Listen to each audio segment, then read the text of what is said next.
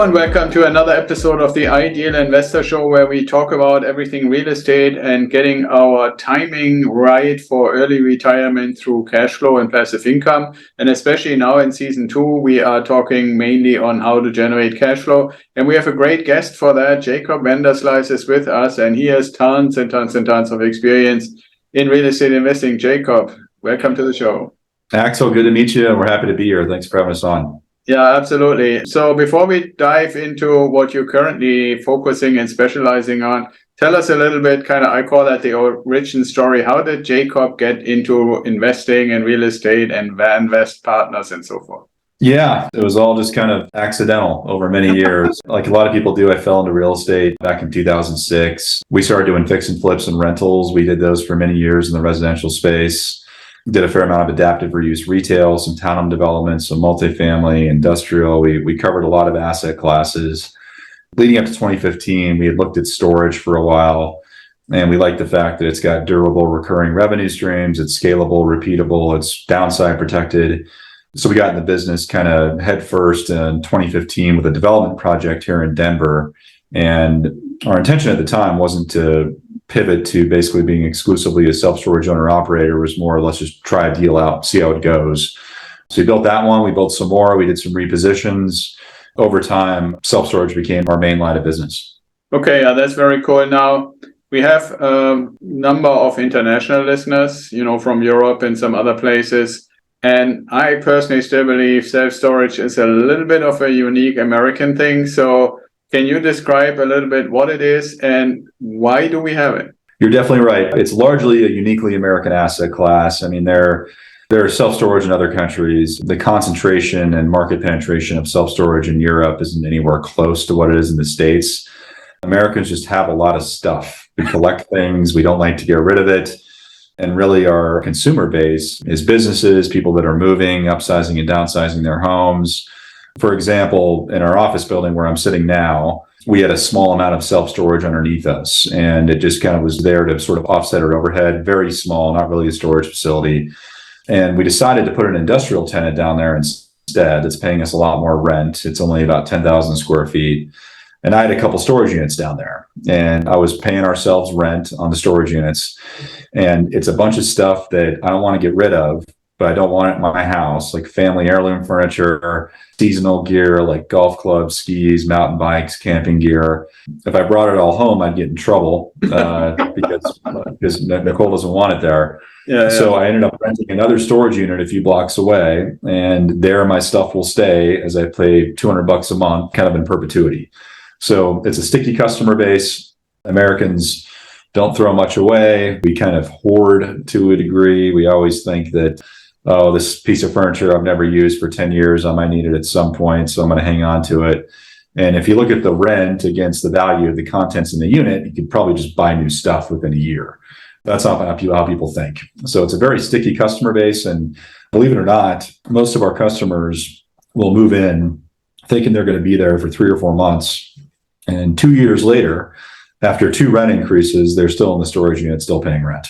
Yeah, and that I think is a very unique thing that people, if they have decided, okay, this is the place where I put the things that I don't need on a daily basis, that they keep it. Now, I'm assuming since you've been doing it at a fairly good scale, you mentioned that people keep it for a while, but do you have any kind of information for the listeners how often somebody actually comes to visit this stuff?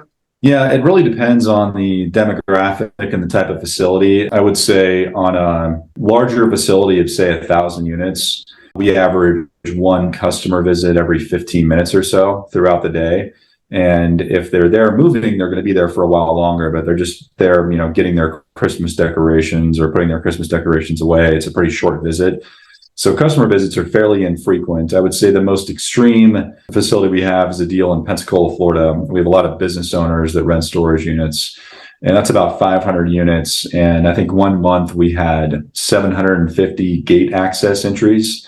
So a lot of people are coming and going frequently. So it just kind of depends on the facility type. You've got customers who come multiple times a week, and you have customers who come twice a year. Yeah, understood. Yeah. Okay. I just thought that was an interesting measure because I actually have to admit I also rent a storage unit. but I rented it because I was stationed at an Air Force base with the Air Force in New Mexico. And at the time, I was driving a really nice, but admittedly relatively old car. And when we were about to move to California, everybody said, "You're not going to take that car into that humid climate, right? Are you?" And I'm like, "Well, why not? And what?" And they said, "Well, this is such a nice car. If you ever wanted to become something valuable, you need to keep it in a dry climate." So I got a storage unit, and the car has been in there for more than 15 years now. And I've only put it in, and I get a picture once a year from the management that it's still there. And I've basically not been there yet, right? I mean, you can even see like a thick layer, like they have in these car renovation videos on YouTube, the thick layer of dust that has kind of settled on it. But yeah, so I'm probably a super infrequent visitor to my store. Yeah, you're a great customer. How many rent increases have you seen in the last couple of years? In the last couple of years too, but I was very lucky because I had signed the original agreement that basically said, this is the rent for as long as I would have the vehicle in there. And I guess the owners thought, oh, it wouldn't be that long. And I really milked it until ownership changed. So there you go. For the first 10 years, I always paid $50 a month. And then they sold the whole business, so to speak, to somebody else. And that new owner has, I think, increased it 3 times in the last 5 years. Well, to kind of tie it back in on one of the reasons we like the industry, you can do relatively nominal existing customer rate increases. Maybe somebody's paying $80 a month and you increase them to $90. If you take that $10 a month and you amortize that across hundreds or thousands of units and you annualize that, that's a lot of value creation. Right. But to the individual customer, $10 a month is probably not enough for them to go move their stuff out, find a new storage unit, rent a moving truck. So that's why the customer base is fairly sticky, and at least the last couple of years has been able to digest relatively nominal rate increases. Yeah, that's really good, and that's a great explanation. Now, fundamentally, from an operator's perspective, if someone in our audience were to say, maybe I can get like a small storage unit business, what kind of costs of acquisition would somebody look at, and what's the amortization over time? There's really 3 ways to participate in the storage business. One way is you can buy stock in a publicly traded REIT like Extra Space or CubeSmart. A second way is to invest in a private syndication or fund, which is what we do. And the third way is to buy your own storage facility. So if your question kind of revolves around option number 3, and the self-storage investment landscape, despite the rising rate environment, asset valuations are still very high. There's a lot of capital that wants to be in the business, and there's very little inventory for sale.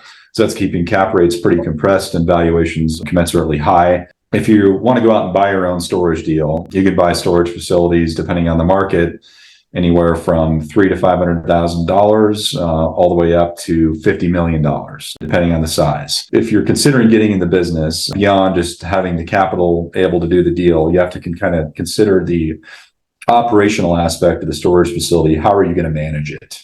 Right. And believe it or not, self-storage is a operationally intensive business. We're a retail customer-facing business. Right. And at least our shop, I would say we're more of a self-storage operator and manager than we are a self-storage investment company. We're both, but the operations component's critical. So you have to have somebody staffing the facility, answering the phones, dealing with gate systems going down. You're dealing occasionally with customer theft, natural disasters, break-ins, people moving into the incorrect unit. So yeah, the big question is, beyond finding the deal and finding the money, how are you going to manage it?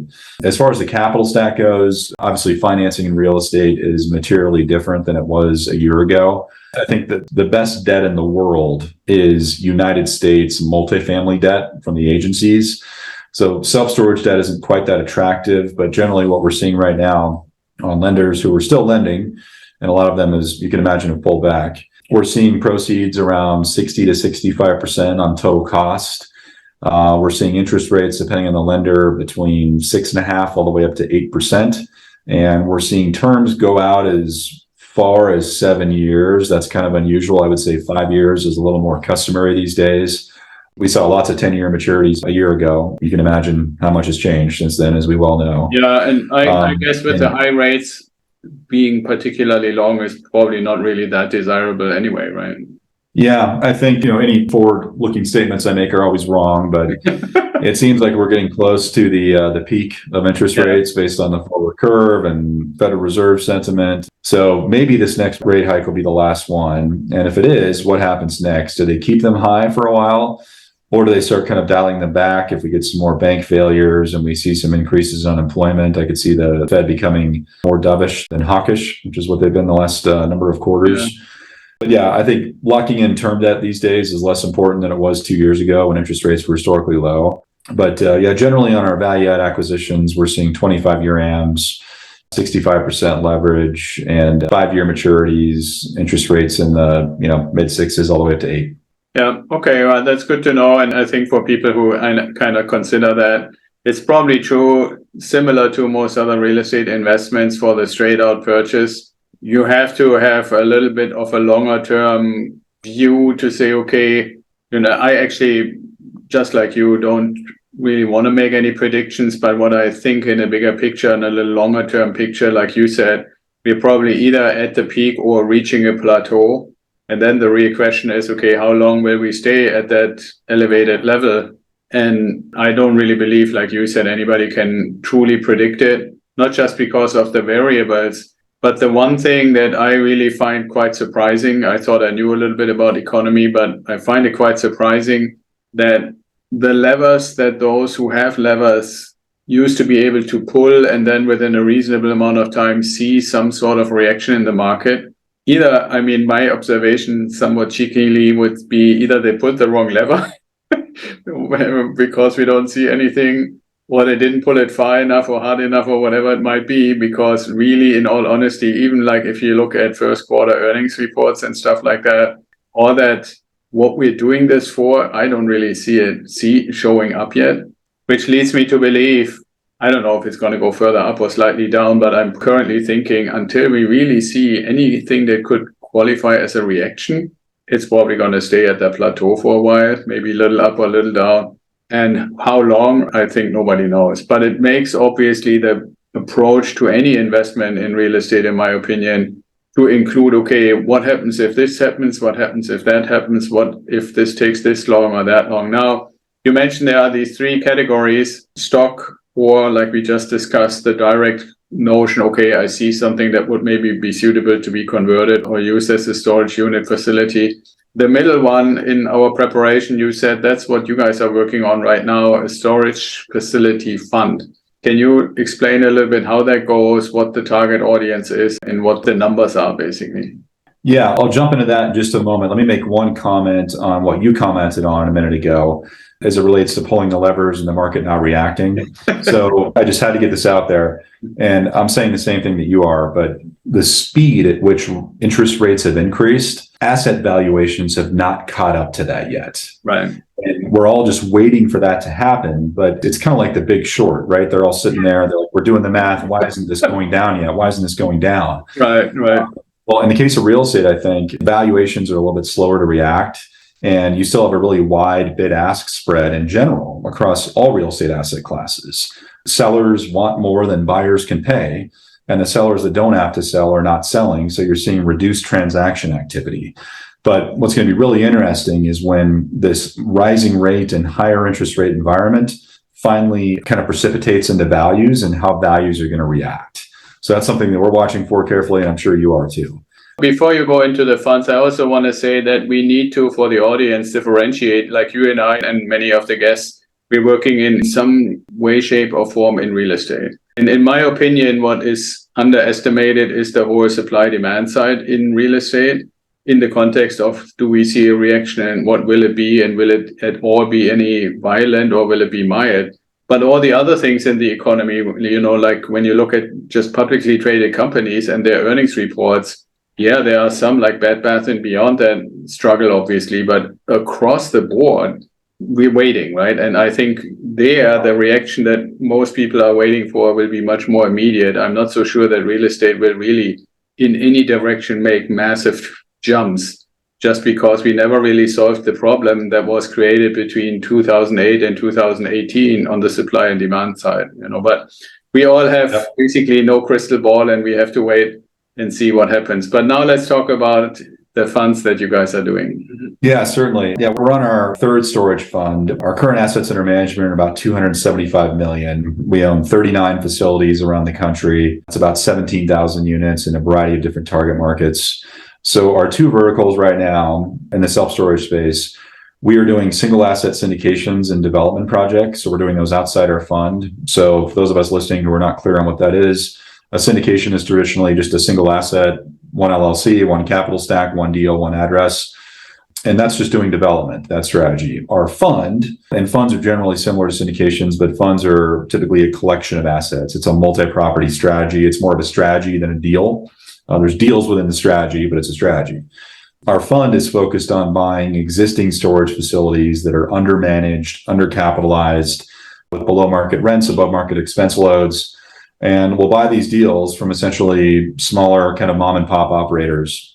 And we add value first with capital improvements. We'll rebrand the facility, new gate system, camera system, doors, seal coating the asphalt. Some deals require heavier capital improvements than others. After that, our main value creation strategy is driven within our management platform. So we're bringing below market customers after the management transition. We're bringing below market customers up to market rates. We're increasing ancillary revenue streams like late fees, tenant insurance, boxes and tape sales, truck rentals. On the bottom line, we're also optimizing and controlling operating expenses and pulling the different levers, as we've touched on as a theme during this conversation. The levers we pull are increasing revenue and controlling expenses. And if we do that successfully, we're growing net operating income. And as many of us listening probably know, net operating income, or NOI, is really where the rubber hits the road in real estate investing. Commercial real estate and residential to a degree, certainly multifamily, but sometimes single family, trades on a multiple of the income stream the asset produces, or a capitalization rate, right? And cap rates and values have an inverse relationship. So the lower the cap rate, the higher the value. So if we're growing net operating income a little bit, we're exponentially increasing the value of our asset on a cap rate basis. So that's the whole game we play. We buy deals that are undermanaged, and we add value by simply growing NOI over time. Yeah, that's very good. One thing, and maybe I'm wrong about that, but my notion has always been that one of the differences between a syndication and a fund is that with the syndication, in at least the ones that I participated in or get offered on a regular basis, basically you have a very clearly defined exit strategy, because typically you want to improve or you build something and so forth, and then you exit and basically benefit from the return of investment, like you said. I had always thought a fund is a little bit more of a longer term thing where, you're basically setting it up, you're doing all the things you just mentioned, Jacob, and then it's basically operating. Is that wrong, or is there something true to that? No, you're absolutely correct. I think the exit strategy on syndications is a little more defined because it's one deal, right? It's sort of, I don't want to say easier, but it's less difficult to forecast the hold period when you're building something or you're just buying a value add acquisition. Fund's a bit different because you're in a deployment mode for, depending on the fund, you could be deploying capital for a couple of years, right. Buying deals on month 1 all the way up to month 24. And then the fund closes, depending on the type of fund it is, and the fund continues to operate, build its net rental income, its net operating income. And then the fund might sell everything off all at once. The fund might refinance on a deal by deal basis, return some capital. The fund might sell deals on a deal by deal basis. Maybe one deal is underperforming and the fund just kind of wants to get rid of it, or the fund might get an offer it can't refuse on a single asset. They're like, okay, we got to accept this. It's a great offer. We're going to sell one deal. That's why funds, the hold period is a little more of a range, I think. In the case of our fund, we target a 6 to 8 year hold for the entirety of the fund's asset base. And that's a range there because you've got, by the time the fund closes, you might have dozens of assets. And you can't necessarily predict, well, you can never predict, but it's much harder in a fund to predict when that reversion event's going to take place. Versus a syndication, you have a little more control over one asset when you might kind of round trip that. But no, you're correct. Yeah, okay, thank you. And I think that's also why it's the appropriate terminology, because you think a lot of people have probably at least heard or maybe even invest in something like mutual funds, right? And in a sense, it's a similar thing. You pick a particular, area of the market and you have a whole bunch of different assets from typically a certain industry, and they're not constantly the same necessarily throughout the life. So I think that's great. Now, for anybody in the audience who might be intrigued, storage units, I think most of the people, myself included, have utilized them or currently do. From an investor perspective, what kind of numbers as minimum investments and any kind of other qualifications do people need to know if they want to get in there? Yeah, our return, or I'll walk you through our waterfall first of all. And generally, a waterfall is just how cash flows are treated.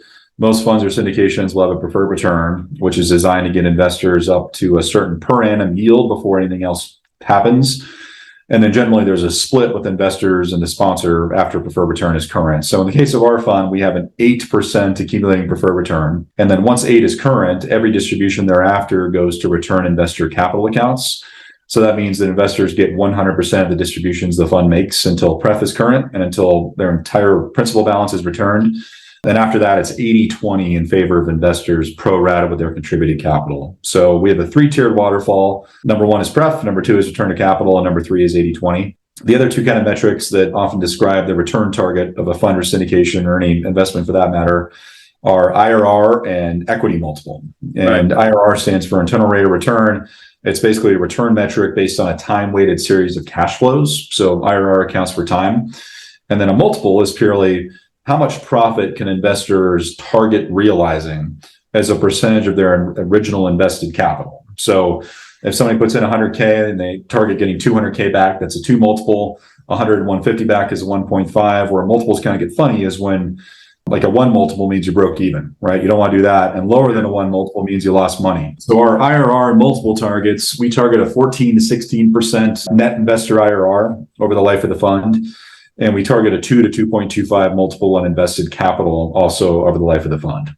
So and you said the life is typically like up to 8 years or something like that. Yeah, we underwrite a 7-year hold each one of our acquisitions from the date of acquisition.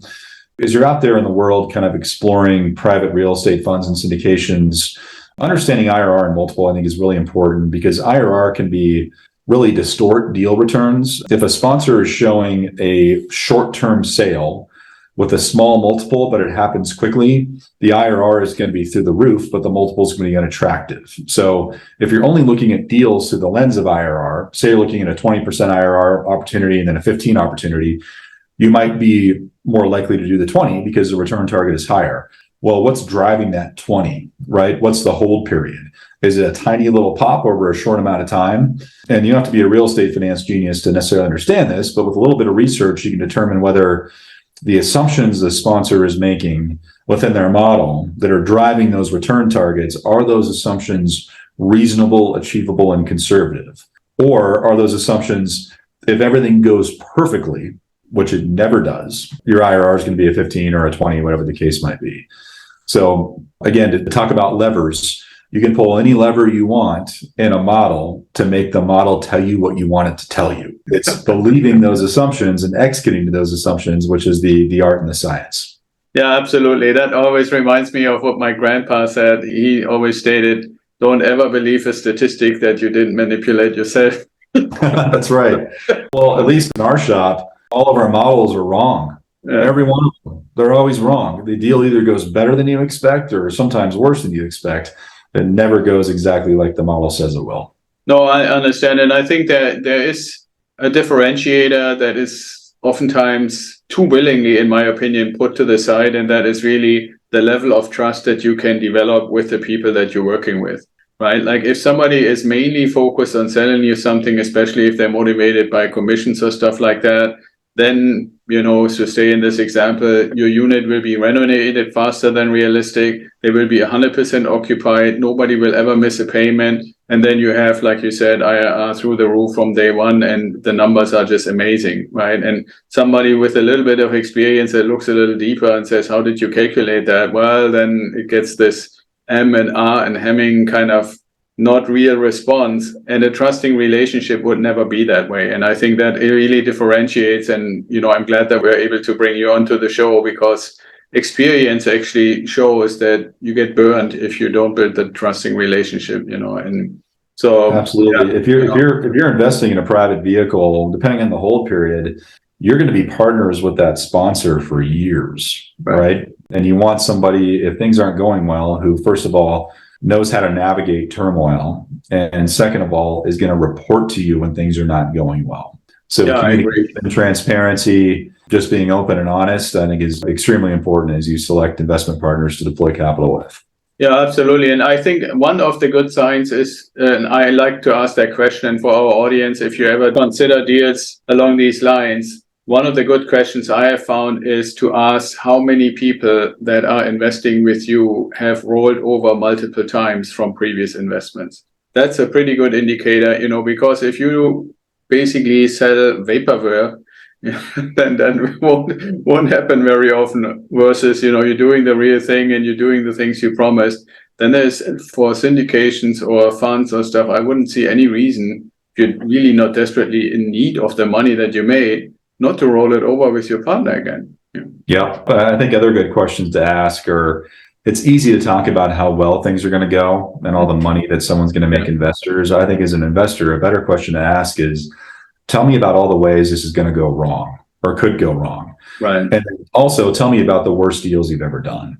Right. Anybody with experience should be able to immediately rattle off 5. Like the worst deals, we remember like they were yesterday. The home runs, you can chalk up the home runs to luck, to timing. Of course, there's an execution element. You got to do a good job. But a lot of us who have hit home runs timed it well, right? Interest rates dropped, cap rates compressed, demand went up, you monetized, you hit a home run. You probably know what you're doing, but you also got kind of lucky on the timing. So I think as you're getting to know new sponsors, new fund managers, asking them the hard questions about how is this going to fail?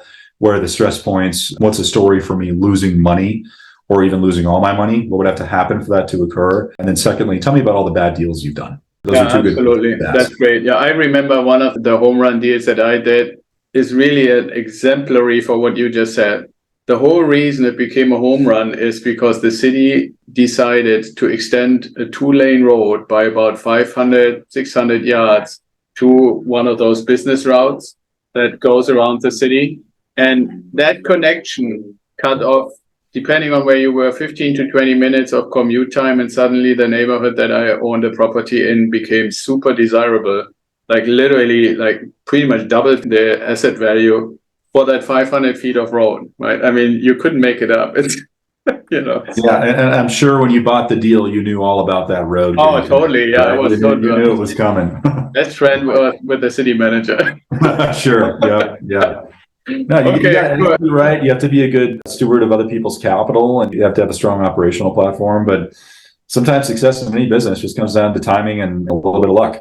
Yeah, I also, on the other hand, would say, you often, at least in my experience, and I've been doing it for a long time in 2 different industries, yes, there's luck, and you're totally right, but it seems a little bit that for those who actually deserve it, they get a little more luck. So, So with that being said, I think we had a great conversation. If people got intrigued, how do they get in touch with you? We always love to talk about real estate. People can email me, Jacob at VanWestPartners.com.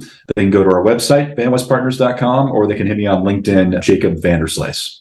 Okay, very good. Now, as we're coming to the end of the show, I always ask 2 questions that don't really have anything to do with investing. The first one is, if you could meet anybody, past or present, who would it be and why? Does it have to be a real person or a fictional character? Totally up to you. Indiana Jones. Indiana Jones. That's my fictional character I want to hang out with. I grew up watching those movies. I had a whip, I had the hat. Always idolized that character. As far as an historic person, I would absolutely be top of my list would be Winston Churchill. Okay, very good. Yeah. And then the second question is, if you had a time machine, you could go forwards or backwards. You know what you know. You can't change time-space continuum. Where would you go and why? Well, I wouldn't change anything, of course. I would go back to the Revolutionary War period in the U.S.